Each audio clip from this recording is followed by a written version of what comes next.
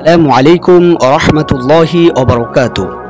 সম্মানিত প্রিয় দিনী ভাই ও বোনেরা, আপনার প্রিয় মানুষটি, আপনার ভালোবাসার মানুষটি আপনাকে ছেড়ে চলে গিয়েছে, অন্যত্র জায়গায় অবৈধ সম্পর্ক করে বৈবাহিক জীবনে আবদ্ধ হয়ে অন্যের জীবন সঙ্গিনী হয়ে গেছে।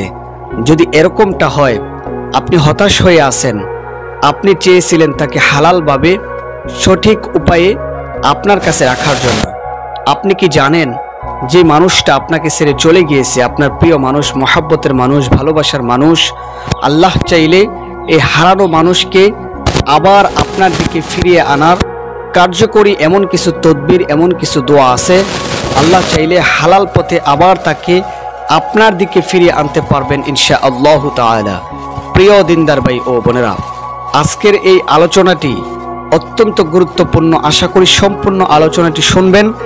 আপনার জীবনে যদি এরকম কোনো বিষয় হয়ে থাকে, আশ্চর্যজনক ঘটনা হয়ে থাকে, তাহলে আপনি এই আমলটি করে উপকৃত হইতে পারবেন ইনশাআল্লাহু তাআলা। প্রিয় দিনদার ভাই ও বোনেরা, অনেক ভাই এবং বোনেরা দেশ থেকে বিদেশ থেকে এই সমস্ত তদবিরগুলো করে ফলাফল পেয়েছে, উপকৃত হয়েছে, তাদের ভালোবাসাকে তারা ফিরে পেয়েছেন। আজকের এই আলোচনাটি নিয়ে আসলাম ওই ভাই এবং বোনদের জন্য যাদের প্রিয় মানুষ, ভালোবাসার মানুষ, স্বামী স্ত্রী, স্বামীকে রেখে, স্ত্রীকে রেখে পরকীয়ায় লিপ্ত হয়ে গেছে, অন্যের মানুষের সঙ্গে চলে গেছে, জীবনসঙ্গী বেছে নিয়েছে। তো দেখা গেছে আপনি হতাশ হয়ে পড়ে আছেন, আপনি অস্থির হয়ে পড়ে আছেন, কান্নাকাটি করতেছেন। আজকের এই আলোচনা যদি আপনি শুনে থাকেন, তদবির সংক্রান্ত, বশীকরণ সংক্রান্ত আমলখানা আপনি আমল করবেন। শুধুমাত্র 1 থেকে নিয়ে 21 দিন আপনি আমলটা করবেন, তদবিরখানা করবেন।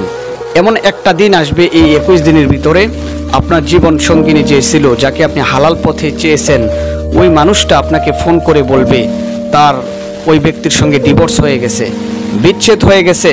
সে এখনও আপনাকে ভালোবাসে, সে আপনার কাছে আসতে চায়। শুধু এরকমটাই নয়, আপনাকে সে বিয়ে করতে চায়। এমনকি হালাল পথে এই কাজগুলো আপনি করতে পারবেন। একটু ধৈর্য ধরে আমাদের আলোচনাটি শুনুন, ইনশাআল্লাহ আপনি বুঝতে পারবেন।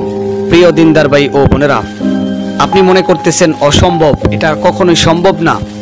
সে অন্যত্র জায়গায় বিয়ে বসে চলে গেছে, অন্যের জীবন সঙ্গিনী হয়ে গেছে, কিন্তু অথচ সে তো ছিল আপনার স্ত্রী, সে তো ছিল আপনার স্বামী, সে তো ছিল আপনার প্রিয় মানুষ। আপনি অবশ্যই আল্লাহ রাব্বুল আলামিনের উপরে তাওয়াক্কুল করে হালাল পথে, কোরআনিক কিছু আমল, কিছু দোয়া, হালাল পন্থায় কিছু তদবির আছে যেগুলো করে অনেক মানুষ ফলাফল পেয়েছে, আপনিও পাবেন। আল্লাহ অসম্ভবকেও আল্লাহ সম্ভব করে দিতে পারেন। এরকম প্রতিজ্ঞা নিয়ে, এরাদা নিয়ে আপনি আমল শুরু করে দেন আজকে থেকে ইনশাআল্লাহু তাআলা। প্রিয় দিনদার ভাই ও বোনেরা, এই আমলিয়াতটা, তদবিরখানা করার সময়টা হলো ফজরের নামাজের পরে অথবা তাহাজ্জুদ নামাজের পরে। তো আপনি অবশ্যই এই আমলগুলো করার আগে 11 বার দুরূদ শরীফ পাঠ করবেন। আমলগুলো করার পরে 11 বার দুরূদ শরীফ পড়বেন। তা আসুন আমরা দুরূদ শরীফটা পড়ি, ধাপ বাই ধাপ আপনাদেরকে এই তদবিরখানা আমি আলোচনা করে পড়ে পড়ে শুনিয়ে দেই, যেন আপনাদের পড়াটা সহজ হয়। তো যারা চাচ্ছেন প্রিয় জীবন সঙ্গিনী যারা ছিল তাদেরকে আবার ফিরিয়ে আনার জন্য, প্রিয় মানুষকে, ভালোবাসার মানুষকে, মহাব্বতের মানুষকে আপনার দিকে ফিরে আসুক, বৈবাহিক জীবনে আবদ্ধ হয়ে আবার হালাল পথে আপনারা জীবন পরিচালনা করতে পারেন, তাহলে আজকের এই তদবিরখানা শিখে নেন।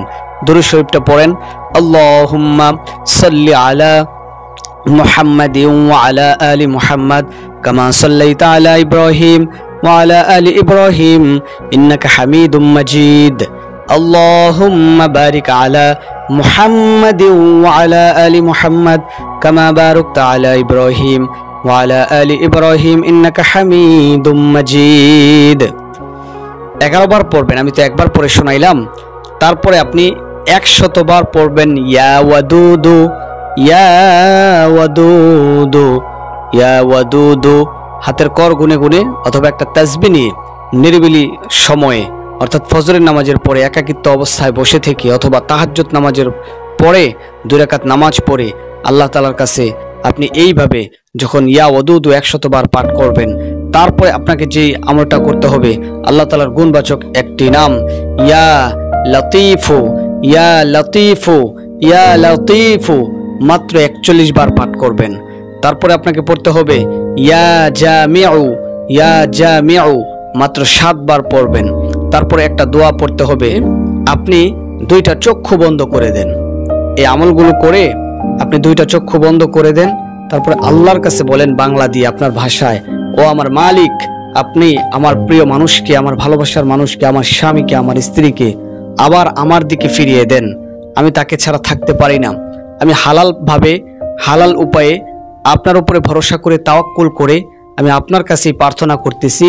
যদি আমার জন্য মঙ্গলজনক হয়ে থাকে, আমার জন্য ভালাই হয়ে থাকে এই বিষয়টি, তবে আপনি তাকে আবার আমার দিকে ফিরিয়ে আনেন।